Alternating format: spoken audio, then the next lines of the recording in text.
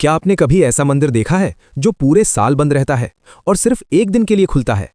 छत्तीसगढ़ के गरियाबंद जिला मुख्यालय से कुछ दूरी पर एक रहस्यमयी स्थान है, निरई माता का धाम, जो घने जंगलों और ऊंची पहाड़ियों के बीच मोहेरा गांव से कुछ दूर एक गुफा में विराजित है।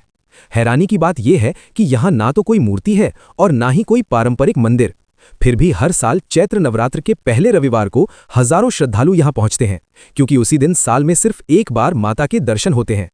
इस स्थान की सबसे रहस्यमयी बात यह है कि यहाँ महिलाओं का प्रवेश पूरी तरह वर्जित है। यहाँ पूजा पाठ की सभी परंपराएं सिर्फ पुरुष ही निभाते हैं।